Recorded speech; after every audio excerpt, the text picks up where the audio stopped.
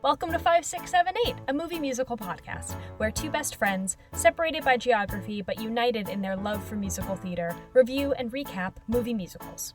Each episode we will dissect a new movie musical, ranging from the 1930s all the way up to today, all the while giggling, snorting, and generally being absolute dunces. So powder those noses and tape down those boobs. We're about to start rolling. 5, 6, 7, 8. There's no business like show business. Maria. Mamma mia, here I go again. My Of the music of I will let you know I spent $4 on this because it was not free on Hulu. It was only on for rent places. I mean, it was. I'm sorry, I misspoke. It is on Hulu, but you have to have a certain subscription package one that we don't have, which I'm. Yeah, it was either $2.99 or $3.99 for 4K for like the remaster, and I spent that extra $1 on those pixels. Welcome to My Fair Lady, a musical Grace has seen many times, and I have only seen once. Twice now. Twice now. I had only seen it once. First impression, more people should be named Rex. Completely agree. What a phenomenal name. Just brief background with my history with this musical. This was one of the movies that I grew up watching. All of the old ones like, Annie Get Your Gun, My Fair Lady, Brigadoon, South Pacific, King and I. Never seen it. Oh, Never seen it. Actually, that's not true. That's not true. Oh my God. I've seen a couple of those. I've seen South Pacific and The King and I. Foolish. Anyway, so this was one of the ones that I grew up seeing, but I had never seen it actually live until you and I went to go see it. At Lincoln Center. And surprise, surprise, I did not know that was your first time with that musical ever. I would have made a bigger deal. I definitely told you that, but it's all right. But it passed through my mind like a whisper. That was my first time seeing it, and it was great because it was Laura Benanti. And I love her. And the Freddie was very adorable. Whereas this Freddie, I actually found minorly sinister. Oh, I found him so handsome. Oh, no, he was very attractive, but, too much so, and, too self-confident when he sang. And I was just like, you're just standing outside her house. That's a lot. I have a note about that. Why don't we kick this off? Okay. We open on flowers. So many flowers. And more flowers. More flowers. That is an inside joke, dear listener. No one will understand that but us. I miss movies with true title sequences and overtures. We really get a sense of this was a musical. This is the orchestra warming up. Apparently, the overture, which is the word for a musical prologue, which I could not remember, the overture was so long that it was longer than the title sequence, but they refused to cut any of the music. So they just added a little bit more of just people bustling about in the beginning so that they could finish the overture. For the movie, is what you're saying. Yes. Because I remember thinking, I was like, they're really going through everybody, huh? Oh, yeah. That's so funny. We get through our opening sequence, and it's fancy men and ladies of society leaving a fancy party is what we see. Yes, they were seeing the show Faust, which I found very silly. So many fancy people seeing Faust. Seeing Faust. Wow.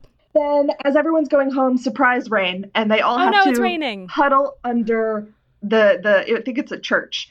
It's like the building eve on one side of the town square. They say the name of the town square many times, and it's something Covent with Garden? Question? Covent Garden. It is Covent Garden. Look at me knowing things. We see an old lady bossing a young man named Freddie to go find her a cab before she catches pneumonia. Mm-hmm, of course, because that's how pneummonia happens.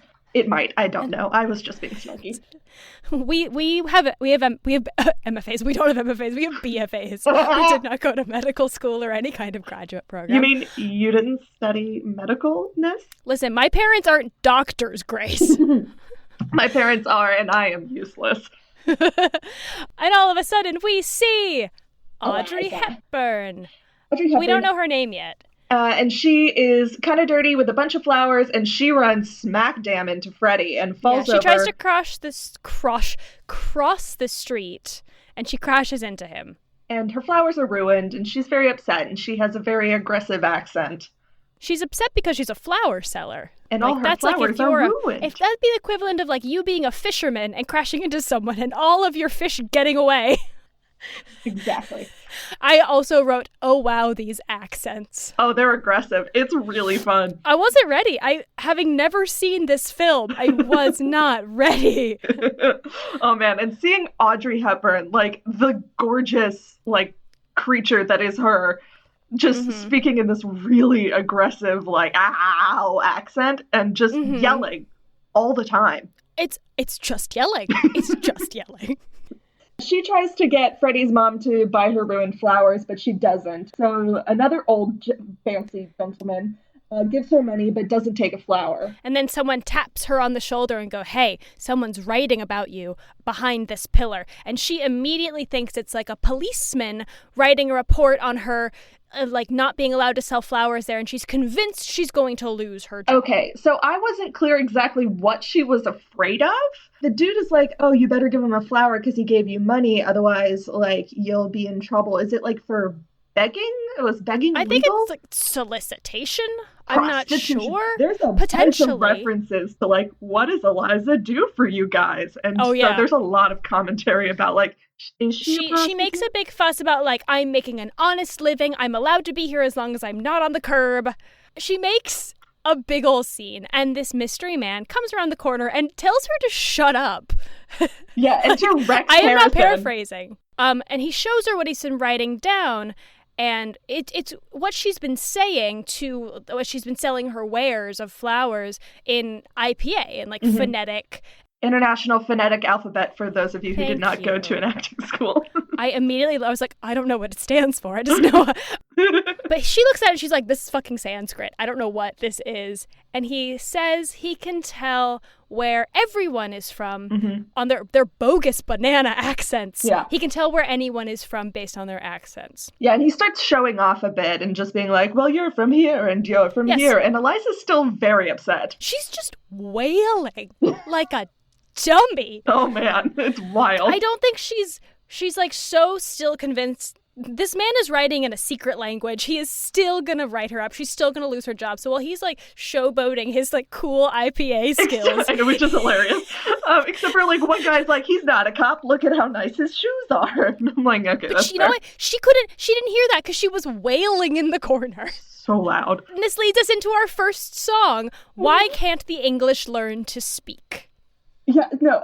So they have this whole song, and welcome to the Rex Harrison School of Singing, which is my favorite thing in the world. So apparently Rex Harrison... Reader, I have notes. I have several notes Rex about Harrison this. Cannot sing. They tried to get him to sing for this, but he cannot. So they agreed to let him speak on pitch. I want to save my fun facts for later, but I have like several notes about... Actually, I'm going to pull up one note right now because you're going to find it hilarious. I'm so excited. The partly spoken delivery of songs given by Harrison is a well-known example of a German technique called Sprechgesang. that is essentially that like speak singing. Yeah. But like his singing, quote unquote, in this movie is like one of the go-to references when someone is like, what is this thing? Rex Harrison, play a clip ladies and gentlemen. of Rex Harrison in My Fair Lady. I have a lot of notes about like the dubbing that was done in this movie. So okay, we'll get great, to it. because the dubbing was Rex hilarious. Harrison can't sing. He sings a little bit, but he definitely sings. It's speaking on tempo. Right. Some zingers from this song. There are places where English completely disappears. In America, they haven't used it for years. Well, it's very funny because he's like bragging about how the English don't teach their kids how to speak correctly. And then everyone's just sort of like getting a little bit insulted. And then he's like, fuck the Americans. And everyone's just like, we're like, on the same side. That's true.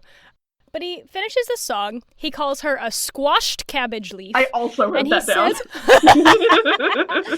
Good. I had to lean away from the microphone while I cackled just now.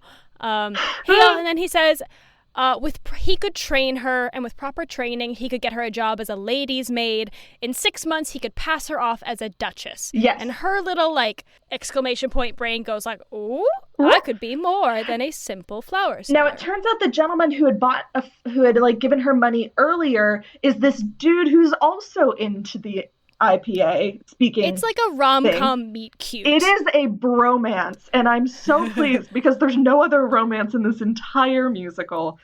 It's a thing of good sir, what is your name? My name is Pickering. Oh, great Scott, you're Pickering. I'm Higgins. Oh, I was going to meet you.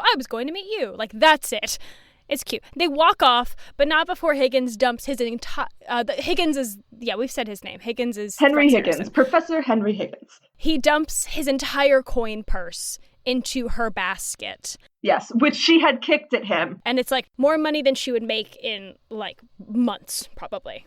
So she's very excited about all this money, and the other sort of workers and sellers around the area start teasing her about being an heiress, and now she has all this money. A duchess. Exactly, and so this is when we move into one of my favorite songs. Wouldn't it be lovely? I love this. And they all fantasize about having more in their lives.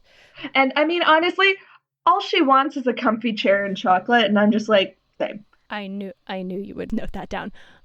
Whereas I wrote financial stability. What we all want, obviously. Chocolate, comfy, you.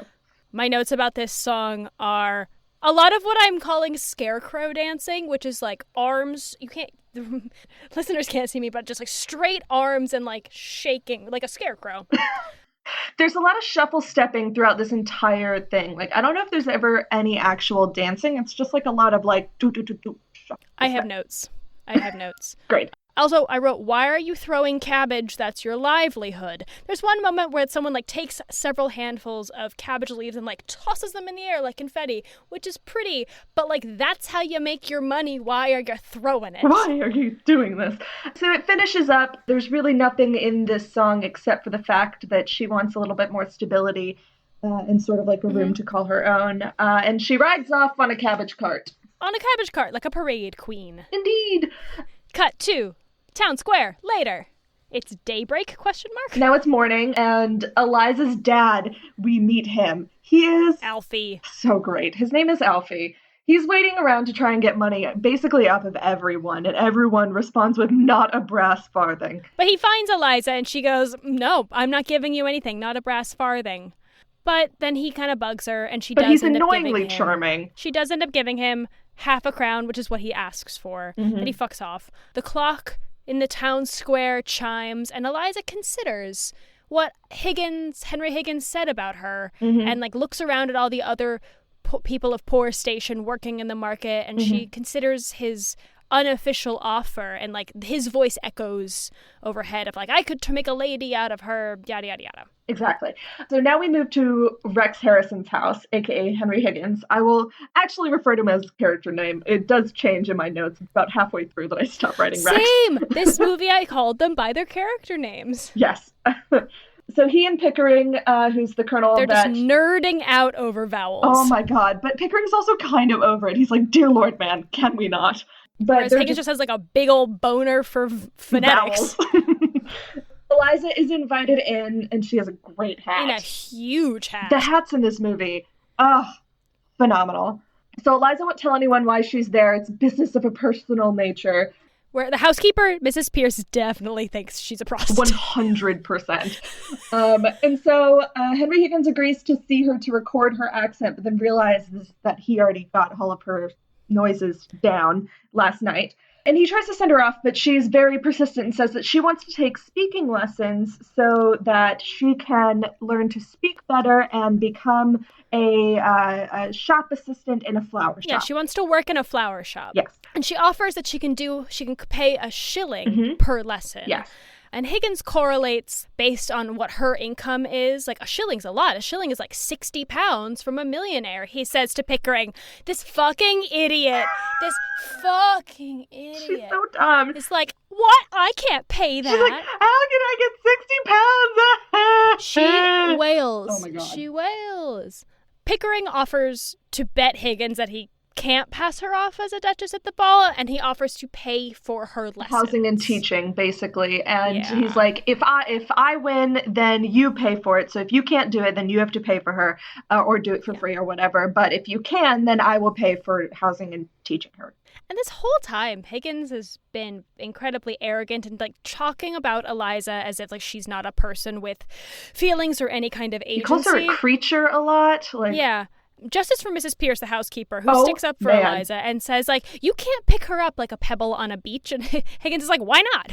I wrote down at one point with the housekeeper, it's like, housekeeper objects, but Higgins insists. Higgins continues being a dick. She says, the girl has feelings. And he's like, oh, no, I don't think so. At one point, Eliza's like, you know what? I don't need this.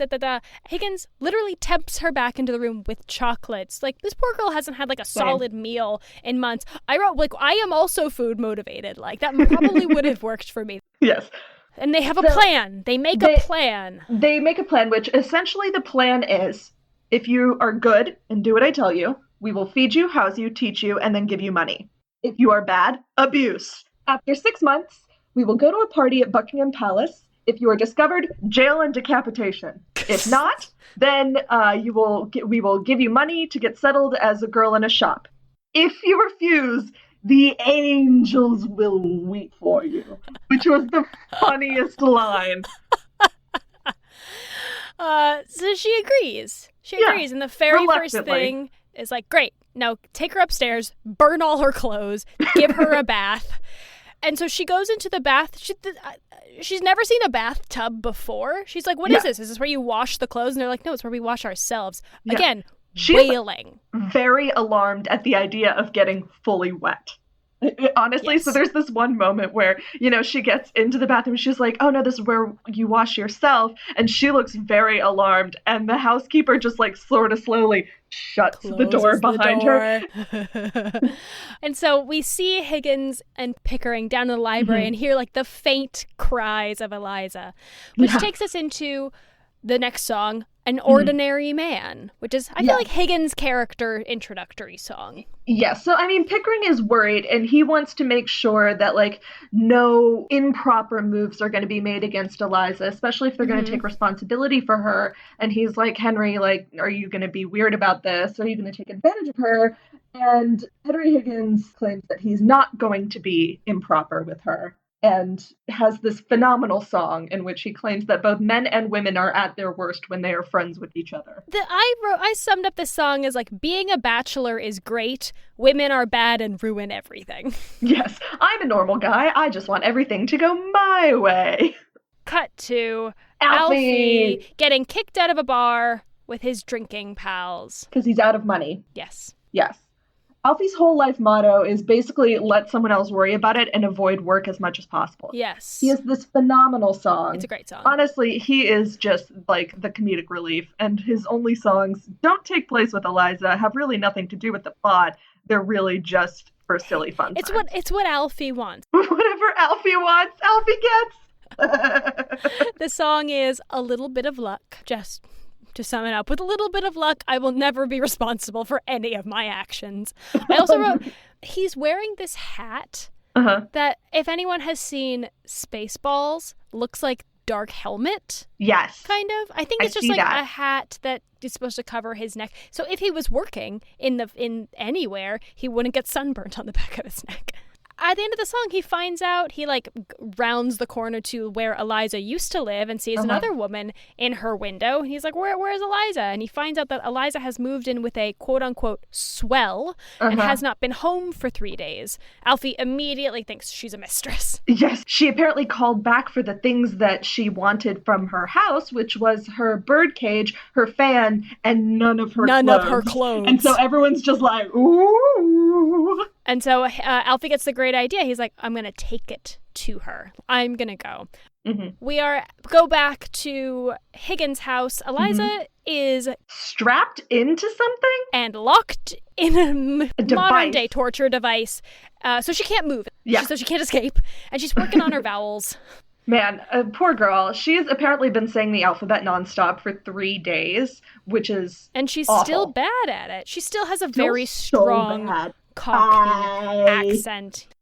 Alfie shows up And Higgins thinks he's trying to blackmail him. I was confused by what Alfie, because Alfie shows up thinking something's going to happen and then it doesn't happen because it's not what he thought the situation was. So he doesn't know what's happening in the scene. So I didn't know what was happening in this scene. Can you explain it? Yes. So basically Alfie shows up and he's basically going to like try and like say, oh, give me Eliza back. And then he thinks that Higgins will be like, no, I want to keep her. And he's like, well, then give me money. And instead Alfie shows up and is like, give me Eliza. And Higgins is like, absolutely, take her away. And Alfie's like, let's not be hasty here.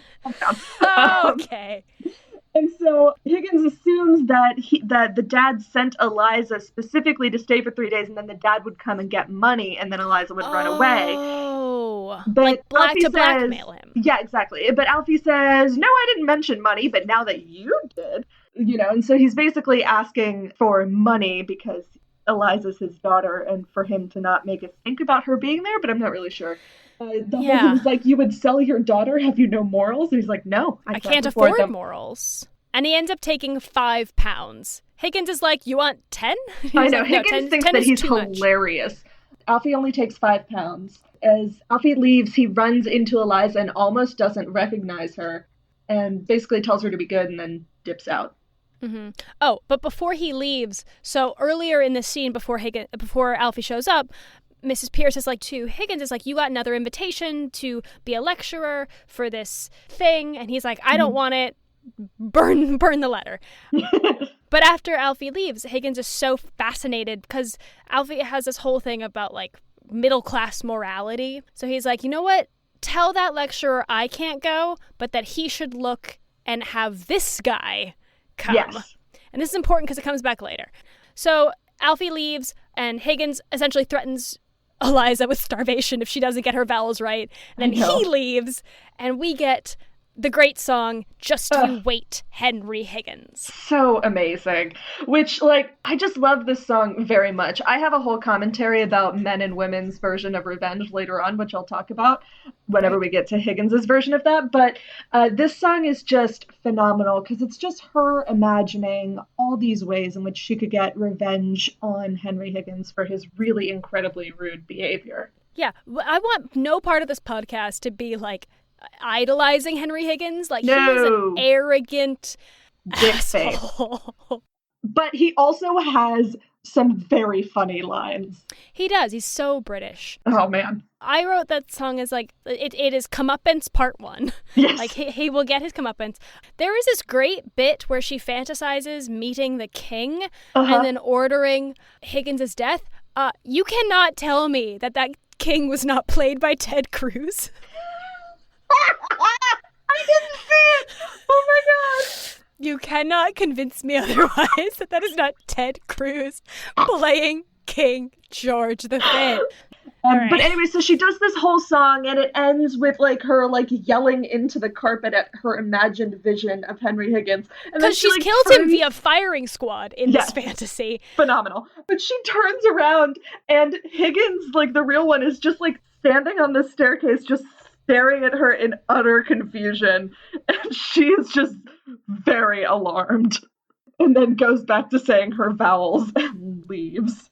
Later, we see her practicing the first iteration of the phonetic exercise. The rain in Spain stays mainly in the plain. This comes back later, very famously. She's bad at it this time. Yes. She also is practicing her H's so that she doesn't drop them. And there's this really cool device with like a flame, which the flame goes up whenever you pronounce it correctly with like a... It's like blowing into a tube. Exactly. Mm-hmm. I have 2 fun facts. Actually, no, I have one fun fact and one dumb thing from my brain. The fun fact is you can see that the lines for the dialogue are written on that piece of paper. I noticed that too. I watched this movie with subtitles because I've been watching everything with subtitles for a long time and I'm used to it. I know this is a very divisive and polarizing topic. Me and you are on the same side of this. I love subtitles. Great. But I learned I always thought it was plain like an airplane. Anna, no! Anna, how? I don't know. This was based in like 1911. Planes Not were the new. songs. Anna. The planes.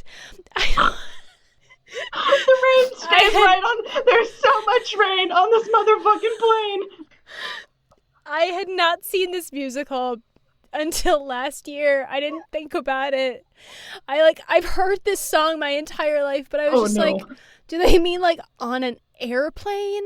Like just like a thunderstorm concentrated on this airplane? I never thought in Spain. It was like a plane. Like a field, like a whore, Anna.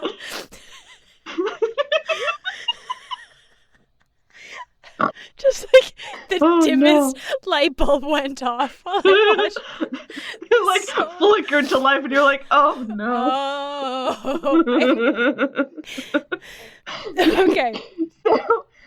So they've been working on this. They've been working on this phonetic exercise for literally like hours, days. The servants are so over it. They sing a song about how hopeless Eliza is. And just like how like Higgins won't stop. And because Higgins and Pickering and Eliza are so like working at all hours, that means they have to work at all hours. They're all like, please stop. My favorite one was the maid that's complaining to the police officer, and I'm like, are you filing a report? Like, no, she's flirting with him. Oh, is she? Because that came up in the musical. That was when the whole set was spinning, and I was like, oh, I see you flirting with this policeman. But there's one line about how hard Higgins is working and how he doesn't eat. But when really what we're seeing is he's eating and Pickering's eating, and they're not letting Eliza eat. She's so hungry. Yeah. This is like a song in 3 parts where it's like the servants sing a chorus and there's like a little bit of dialogue or a mini scene, then another verse. There's the whole exercise of like him putting marbles in her mouth and trying to get her to enunciate around them. Yes. Fun fact, those are grapes. Yeah. Those are grapes because she swallows one. Yes. They're marbles in the film. Yes. But anyway, the staff all threatened to quit. So then finally we get to like this final moment of just like everyone's utterly exhausted. Everyone has a headache. 3 a.m. And she can't say the rain in Spain correctly. So then Henry Higgins has one nice moment where he's like, you know, you can absolutely do this and just imagine yourself doing it. And sort of like this really, actually a kind, he gives her a pep talk. And it's a really kind moment. And then she immediately gets it right. Positive reinforcement. She gets it right. The rain in Spain stays mainly on the plane. Everyone's very excited, and they do a big dance and a sing. In the middle of this, Henry Higgins dances with Eliza. Yeah, they like waltz around the room. Immediately, now that she has said one sentence correctly, he's like, great, let's test her in public. Yeah, we're going to take her to the horse races in Ascot. So then he's like, okay, great, we have to buy her a dress. We'll take her out. We'll go, and my mother will be there, and she will help. That'll be great. Pickering and Higgins leave the room, and they're like talking about what, like they have to buy her a dress. But they leave, and Eliza is remaining on the couch looking very dreamy-eyed. And the servants are like, oh, thank God, they're done working. I wrote down, she is so overwhelmed with her success that she mistakes his approval for a crush. Basically, she is so pleased. The dancing moment was so great that she doesn't want to go to bed. She's just so overwhelmed with her own happiness. We didn't say it, but this is I Could Have Danced All Night is the song. It is. It's our first love song. I wrote, let those poor servants go to bed, you selfish girl. Because she's just making their life difficult because she doesn't want to go to sleep. And then all the servants are just like, it's after 3. Go to bed. Go to bed. We're at the races next. We go to the favorite sequence in this entire movie is the races. Ensemble acting. Ensemble acting. So measured. Such eye contact. No facial expressions. And just hats. It's incredible. Everywhere. It's a great So this song is called the Ascot Gavotte. Gavotte. And it's a great moment of them watching the horse races. We see the horses go by. And their lines are like, that was so thrilling, my blood was racing, but like their expressions do not change. It's very funny because, you know, they're all at the edge of this fence and they all like pull up these binoculars and then like 2 feet in front of their faces, the horses rush past. It's like so dumb. So Higgins shows up looking so out of place because he's wearing brown and everyone else is in black, white, and gray. He finds his mom. She says, Henry, what a disagreeable surprise. I love her. If I could play any character in this movie, it would be Henry's mom. I support this. But he tells her about his plan with Eliza and the ball, and now, like, surprise, she's here. This is a trial run. We also see Freddie Eynsford Hill and his mother/grandmother, whom we met in one of the first scenes, the lady who was afraid of getting pneumonia, they are going to be sitting in the same box. Freddie sees her, and he is about it. Like, Head over heels. falls over in love. And Eliza says really only the phrases that she had already memorized. So she just, they talk about the weather, and she's like, well, the rain in Spain. Because beforehand, she was like, I don't know how to talk to these fancy people. And Higgins is like, all you have to talk about is the weather and what is the other thing? Like, everyone's health. Then she goes off Oh, script. man. Freddie is super charmed about it, though. So Eliza talks about how she thinks that her aunt was murdered for her hat and how her dad is an alcoholic. She says it like English is like... So the accent is correct, but her grammar isn't quite. And the subject matter is definitely not what you would be talking about. Absolutely not. But Freddie loves it. Freddie is he thinks it's hilarious. All the other people are like, oh, like clutching my pearls. Paul, you think your aunt was murdered? And she's like, yes. She's like, what do you mean your father drinks? It's very measured. It's great. Oh, and Freddie gives her his bet. So she didn't have time to bet on a horse, and so Freddie gives her. And I think everyone, for the most part, is familiar with what happens next, but the horses are coming around, and everyone's just everyone else in the crowd is watching with bated breath. Like you don't yell at the horses. No. Do you want to tell us what she yells? So the horse's name, I believe, is Dover. Dover. So she's the only one who's like, come on, Dover. Come on, Dover. Come on, Dover. And he's like, dead last. And so she yells, move your blooming arse. And jaws on the floor. Sirens in the background. One woman faints. Heaven screaming. Excellent reference. Oh yeah, one lady straight up faints. Canada has fallen.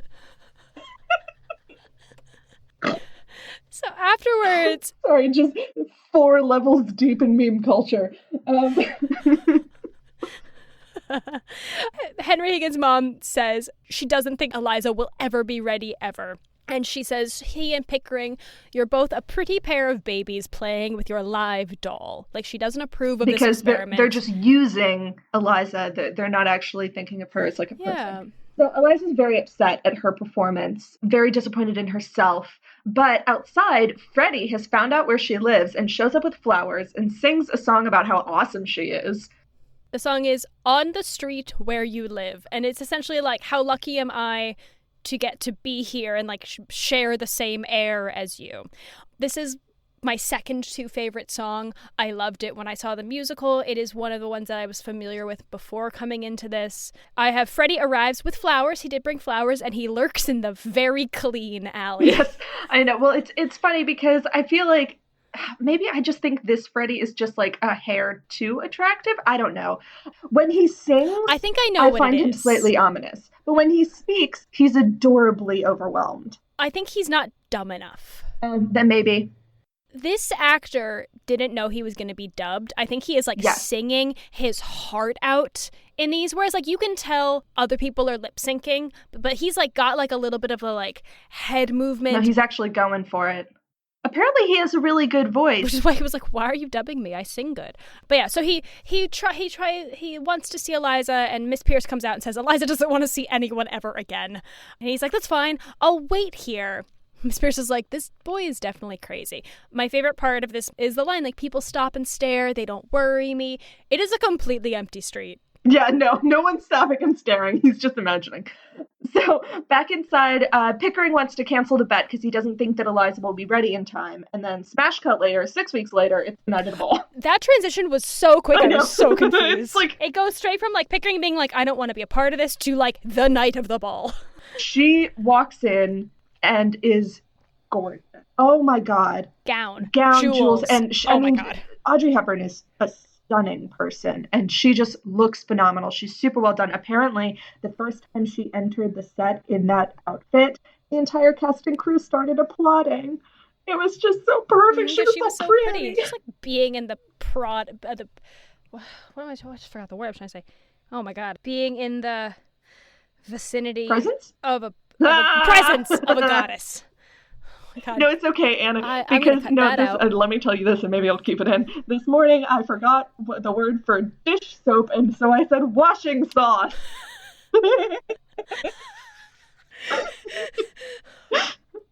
Not even like No, dish shampoo. washing That's what sauce. I would have gone to. Before Eliza comes in, Pickering is like definitely bothered by how nonchalant Higgins is. He's like this, because if Eliza's found out, like, it's a big deal. They're like essentially sneaking someone into Buckingham Palace.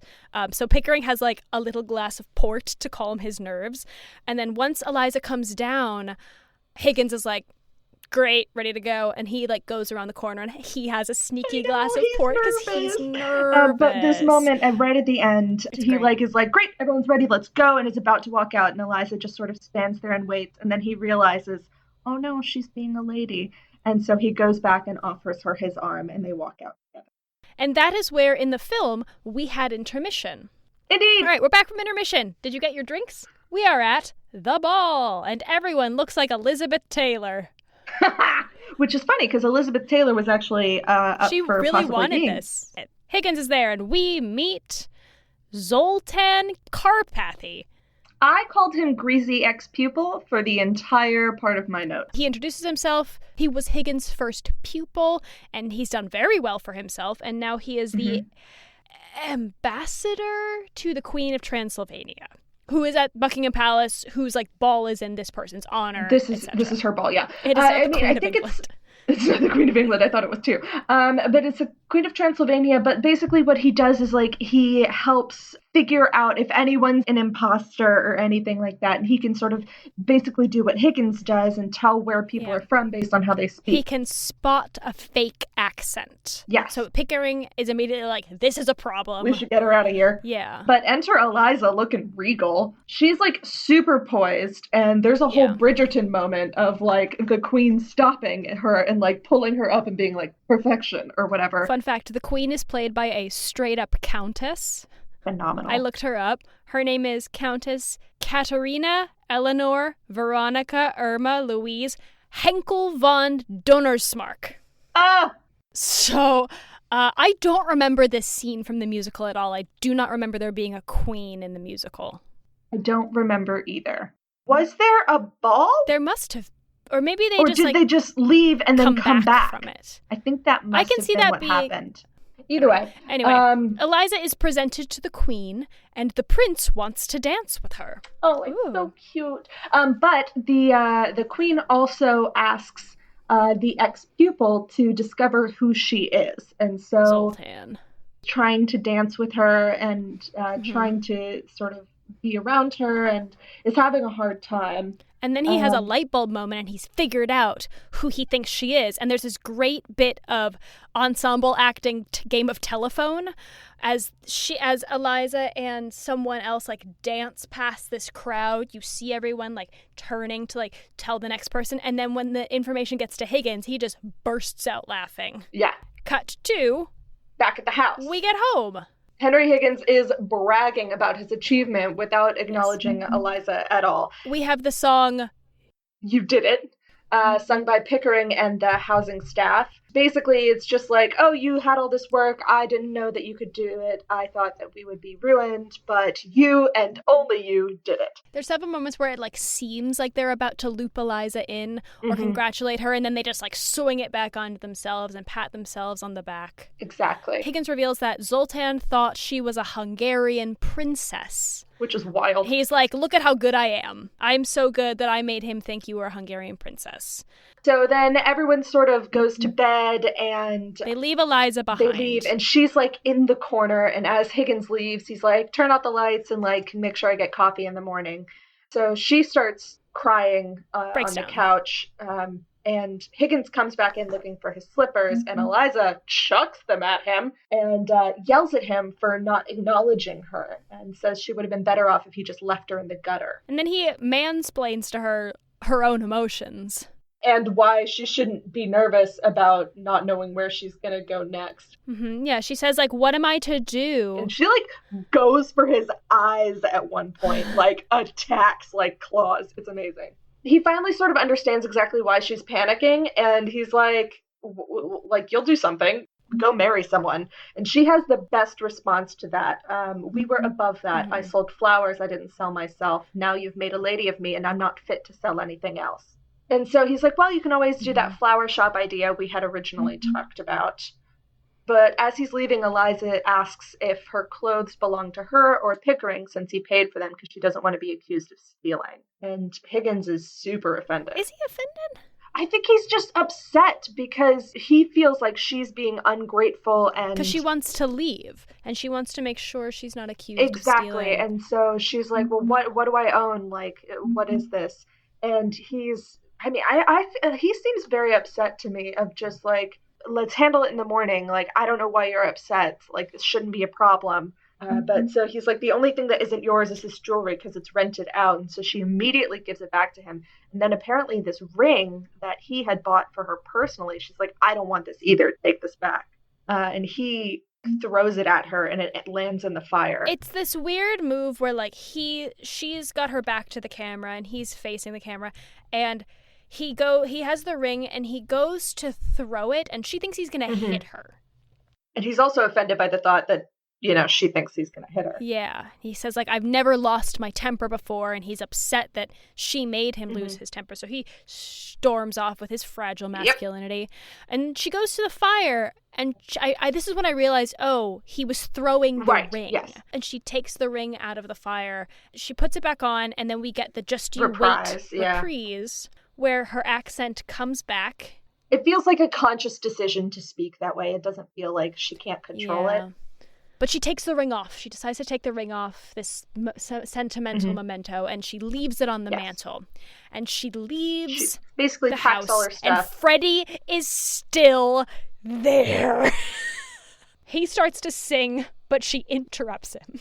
But he sings to her and, you know, says how all he wants to do is hear her speak and all of that. And she is like, oh my God, words. Shut the fuck up. She's like, I've got nothing but words from Higgins. I get nothing but... Because Freddie's been writing her like 3 times a day. She's like, I don't want any more words. I want actions. Do something. Which leads us to the song, Show Me. I love this song. She has all of these things where it's like, don't talk of love, show me. Haven't your lips longed for mine? Show me. Stop speaking about it and do something. And the song takes place in front of the house and then into the alleyway. And she splits the difference between singing to Freddie and then singing up to the window where Higgins would which be. I thought was a really good acting / directorial choice, just to make it where it's like, obviously she's very upset, but this isn't really about Freddie. Like, he's one of the annoyances, but the main thing is that Higgins has just gotten inside of her mind, and this whole moment of her, like, you know, looking up to the house and just like, please don't explain, like going back into her old accent. Specifically because she's upset with Higgins. And Freddie's just chasing her like a puppy the whole time. What a sweet dumb boy. At the end of the song, she decides to hail a taxi, and she goes back to the flower market, which is like, it was 3 a.m. or whenever they got back. Like, it is early morning. The market's getting set up for the next day. We hear the workers singing Wouldn't It Be Lovely, the reprise. It's in a minor key. It's very upsetting. But yeah, no one recognizes her. There's several moments where she thinks someone's going to recognize her because she's dressed nicely when she leaves. And then one man's like, oh, I'm sorry, I thought you reminded me of somebody else. But then she runs into her dad, who, surprise, surprise, is super rich now. Yeah, he's leaving a bar, dressed up very fancily. He thinks Higgins sent her there to spy on him. Alfie says that he is miserable, and it's because, if you recall, Higgins recommended him to the lecturing moralist, who then died and left Alfie £4,000 which in now money is $500,000 a year. Thank you for looking that up. I did not look it up. That's so much money. And Alfie says now he's been ruined by middle-class morality. He used to go to everyone for money. He had like 2 friends in the world. Now everyone's coming to him for money, and he has like 50 friends, but he doesn't want to be friends. He goes, oh, I have to live for others now, not myself. And his girlfriend now wants to get married now that he's respectable. She wants to be respectable too. Freddie's like, are we done here? Well, I mean, Alfie's getting married in a couple of hours, and he invites Eliza to the wedding, but she says, no, it's okay, Dad. And then she goes and gets back into the taxi with Freddie. Which takes us to the song, Get Me to the Church on Time. Which is often some of my favorite sequences are the ones that could be cut out of the movie and the movie would not change. This is an irrelevant song, but it's just so joyous. And it's a good sort of like emotional break after like the argument and her like Alfie's a comedic sort of relief. losing herself. Yeah, he's great. It's just a big ensemble number of him leaving the bar. Going back in the bar. Yeah. But I wrote like at the end this big drunk mob carries him off. They like lift him up like Jesus and they carry him off. And I was like, imagine being at the church for your wedding and your fucking fiance comes up clearly drunk, being carried by this huge parade of drunk idiots. Oh my God. It's a nice bit of comedic relief. Great. Cut 2. We're back at Higgins' house. It's the next morning. Higgins is losing his shit that Eliza's gone. And he blames everyone else but himself. Of course. He's like, how could you lose her? And I love Mrs. Pierce being like, well, who spoke to her? Someone made her upset. And Higgins like, she threw the slippers at me. Pickering offers to call the police, and then he calls... And he does, and this conversation is hilarious. The first time he calls, he just calls, like, basic Scotland Yard, and this whole conversation is like, oh, we lost this girl Eliza, what are her eye color? And Higgins yells brown, and it's like, what's her hair color? And Higgins yells brown. It's like, well, is she a relation? No, she's not a relation. It's like, well, what does she do for you? Well, it's none of your business what she does for me. And then there's, like, this insinuation, again, that she is a prostitute. Mm-hmm. And it's a nice little bit of like, oh, Higgins has been paying attention to her more than maybe he realized.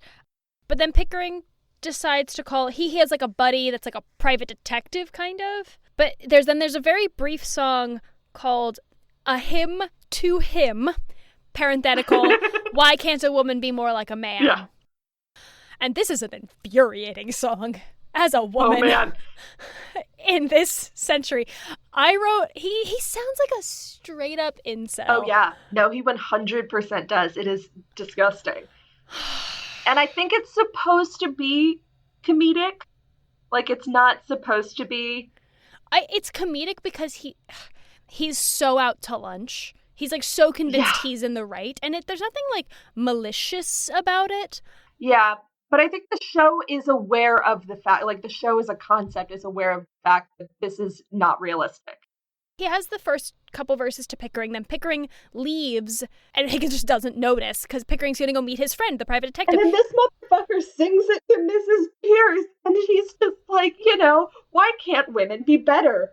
This woman that I employ, fuck off. And Mrs. Pierce gives some great side eye. So, like, it's not lost in the film how out to lunch he is. Yes. Cut 2. Higgins' mom's house. Which, okay, so Pickering goes off to, like, talk to the police, and we never see him again. And then, Goodbye, Pickering. And then Higgins also runs out to go and talk to his mom. Turns out Eliza is there, which is a power move. And Mom is on Eliza's side. Oh, she is furious on Eliza's behalf. So Higgins comes bounding in, and Eliza is aggressively polite. And just like, yes, will you come have some tea? And he's like, oh, no, I taught you this. Because Higgins comes into his mom's house being like, Mom, you wouldn't believe what the fuck is going on with me. And then, like, Eliza is there.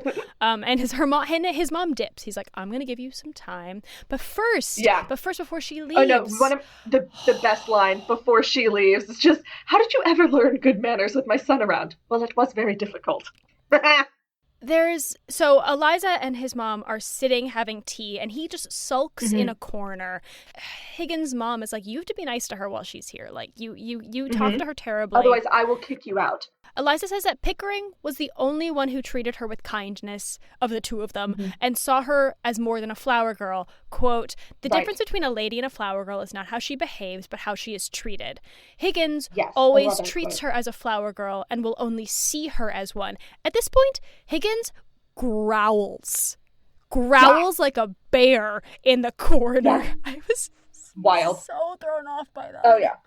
Mom leaves because she has a guest. Higgins comes to her, and this conversation is both good and him being a manipulative asshole. He's gaslighting her. Yes, but also I don't think that he's doing it intentionally. It's just what has worked for him in the past. It doesn't erase the fact that he is not behaving well, but I don't think that he is like intentionally he says to her, you should realize that, like, even if, I'm a dick to you, it's not personal. I'm a dick to everyone. She says, I can get along just fine without you. And he says, of course, but can I get along without you? And she calls him on that form of manipulation. And so he blusters a bit, but then he says that he'll miss her. And she says, well, you can listen to my recordings and then you can turn it on whenever you want. Yeah. And he replies with, I can't turn your soul on. You asshole. Yeah. So she sings this whole song called Without You. It's my favorite song. This is my favorite song. She's like, England will still shine without you. Yes. I don't need you. You think everyone needs you. Everyone does not. She brings up Freddie and he's like, oh, so you want that sort of relationship from me? And she's like, no, I only want kindness, which in this case stands for respect. She's like, I feel friendship with you. And he says he feels the same way, but then he sort of panics and says, go marry Freddie. And she says she will, and that she's going to teach linguistics that he taught her. Right, because Freddie can't hold a job, because Freddie can't have a job. Big dummy. And he interrupts her, and he says he likes how strong she is this way. Yeah, he's like thrilled with her defiance, and he's like, I like you this way, to which she replies, goodbye, Professor Higgins. She leaves, and then he goes, Mother! So he calls for his mom, and she's like, she left. I don't understand. That Mom is like, get over it. And so he's like, oh, I don't need her, and then leaves. And Mom is just like, good job, Eliza. What a queen. I want to be her. Team Mom. So he's walking around later. When we get the song, I've grown accustomed to her face, which is essentially him being like, damn it, I caught feelings. But also, throughout this, in an effort to convince himself that he doesn't have feelings, he likes to imagine her coming back to beg. So this is my point about male versus female revenge. Yes. So, I know exactly what you're going to talk about. Higgins has been personally hurt because he feels like she's being ungrateful and not really understanding the relationship, regardless of whether or not his feelings are accurate. That is what he's feeling. And his imagination is, the big revenge that I want is she's going to come back. I'm going to open the door. She's going to be begging, and I'm going to slam the door in her face. Great. Revenge is basically humiliation. Now, if we remember back to Just You Wait, the female revenge is murder. It is death by firing squad. She has one wish from the King of England, could ask for anything, and her one wish is to kill Henry She's like, Higgins. I want Henry Higgins' head. It's my favorite, juxtaposition of, male-female anger. You have so yelled at me about this before, and I love this rant. While he is singing this, he is torn between forgiving her and getting to see her again and then never seeing her again and sticking to his guns. Exactly. He does, the last moment he has before he goes into his house, it's like, oh, but I miss her. And he mopes around his house, and it's empty because she's not there. I read that too. He mopes. He mopes his way into his house. It is. I don't know what else to call it. First he peeks into the torture room where she was in that contraption. He's like, oh, she's not here. Then he goes into his study and he turns on the gramophone recording of Eliza's voice pre her training. Her first day when she was like, I know how much this costs and I will pay 1 shilling. She didn't know he was recording her at that point. No. So he's listening to this and Eliza comes in and turns off the recording and but she tricks him a little bit. She turns it off, but then she says the next line of whatever it was she said, so he's not sure if he's hearing things or not. Then he realizes she's back. She's there. And he just sort of sits back and says, where the devil are my slippers? Now, my other point about this is the better ending. So the ending of this movie is basically he leans back and says, where are my damn slippers? And Eliza just sort of looks at him with like loving exasperation. She doesn't get the slippers. And blackout. She stands. She doesn't get them, which she looks enjoyed. Yeah. She doesn't leave. And it's like a weird almost affection kind that she looks at is him. what I wrote.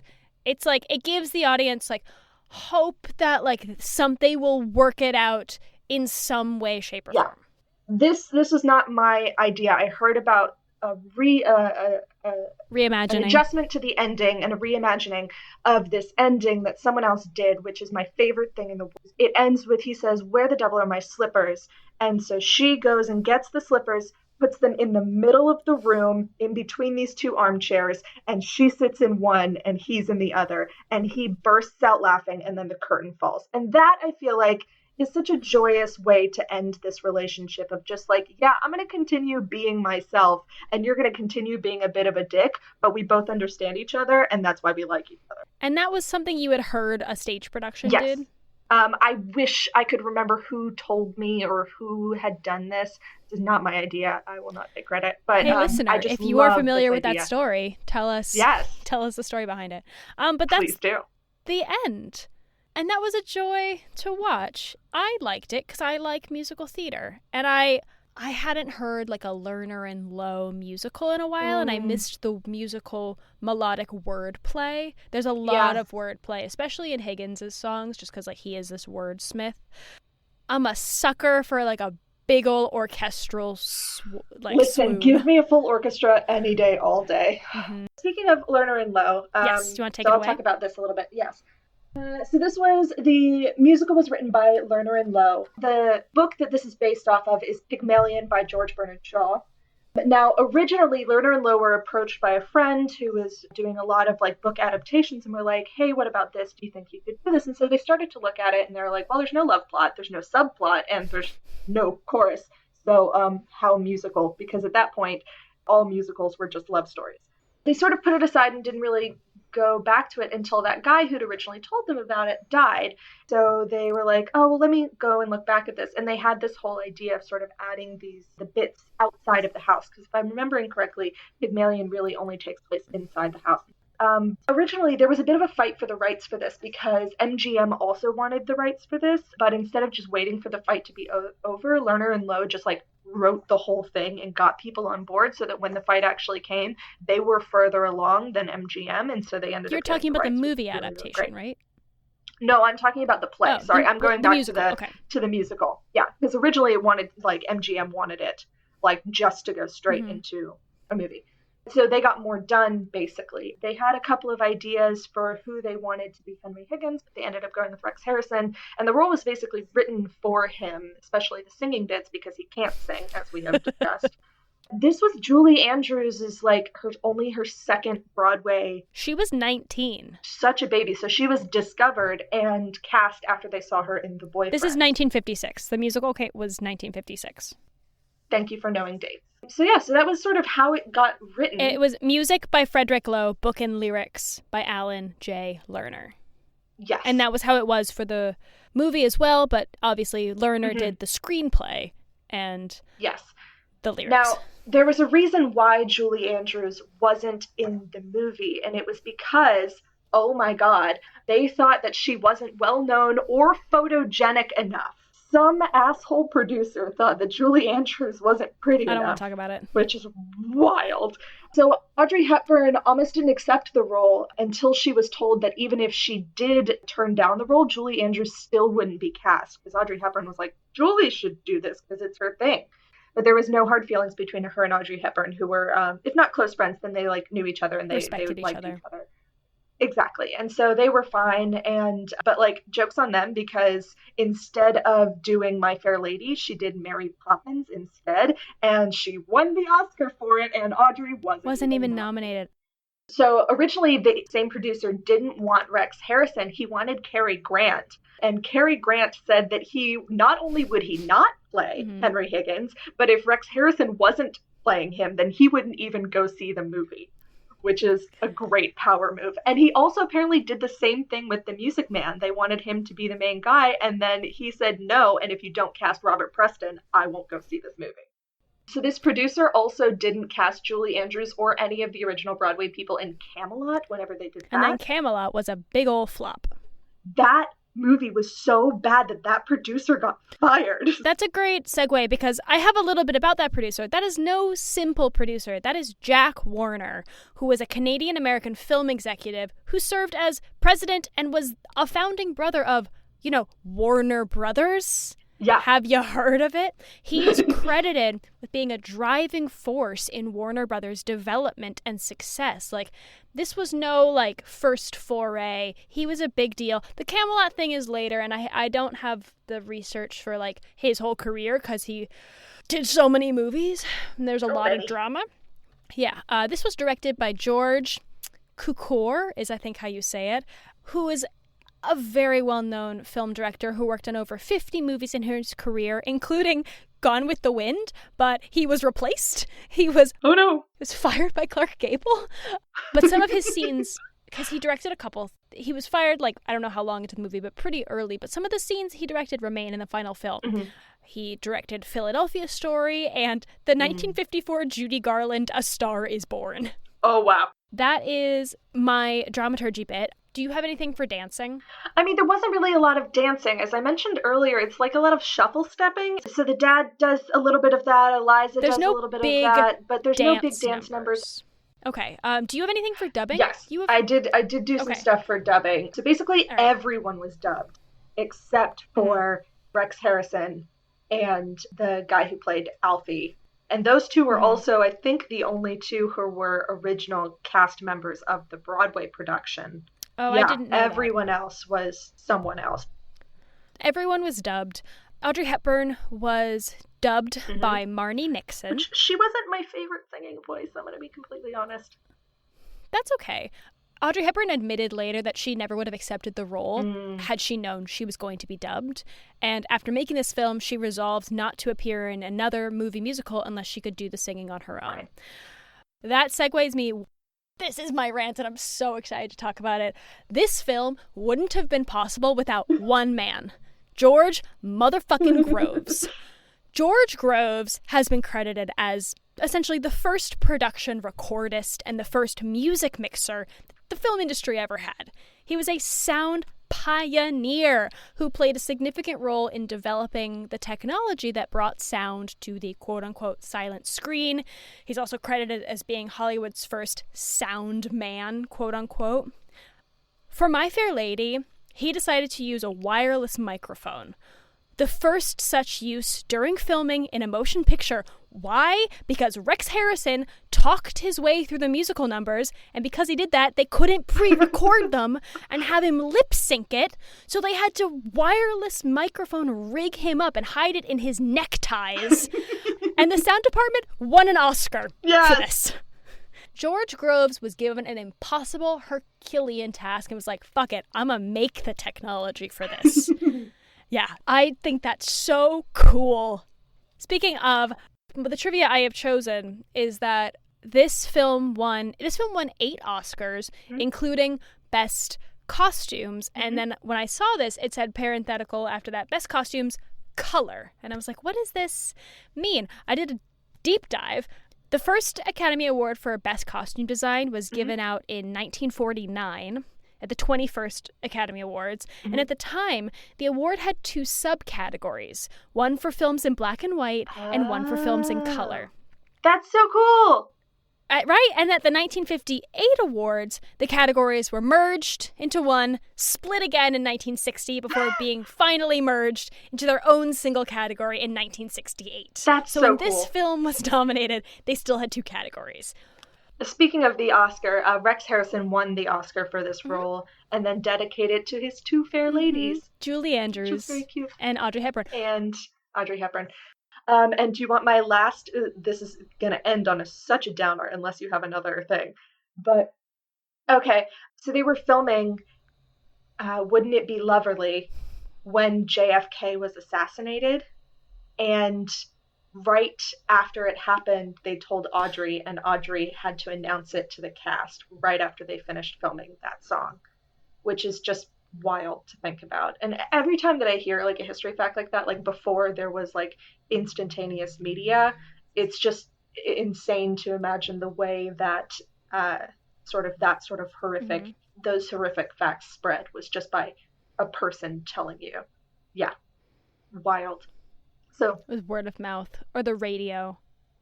I do have a fact that will, on a different note, if we want to. Oh man. No, I'm here for it. I ruined the mood. It's going to be so inappropriate following that. Oh, but Seth MacFarlane has said on multiple occasions that the voice of Stewie Griffin was based on Sir Rex Harrison's performance as Professor Henry. Oh, phenomenal. I Excellent. leave you with that. Do you have anything you want to leave our listeners with? Anything you're excited about? I would recommend looking up. Oh, Anna, do you know the name of the Freddy that we saw?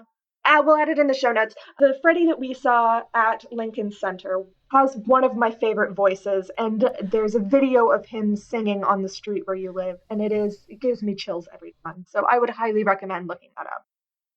Just to finish up, if anyone wants to follow us, we are on Instagram at 5678 A Movie Musical Podcast. We also have a Gmail if you would like to email us with suggestions, facts, corrections. That is 5678 A Movie Musical Podcast at Gmail. We have a Facebook page. We will soon have a Facebook group once people listen to this enough and want to talk to us. But we have a Facebook page that you can check out for announcements. Give us a like, give us a follow, recommend us to your friends. There's a lot of theater people, movie theater people that are just, I don't know, might like us. Tired of a pandemic and really just want to listen to a musical. Pandemonium. Yeah, in a personal in a pan Paciencia y pizza. Fe. In a Phantom of the Opera. All right. Okay. In a man. Ponder Goodbye. Replay. Leave All my right. space. Goodbye. Damn it. Bye. See you later. Bye. 5, 6, 7, 8. There's no business like show business, like no business I know. Power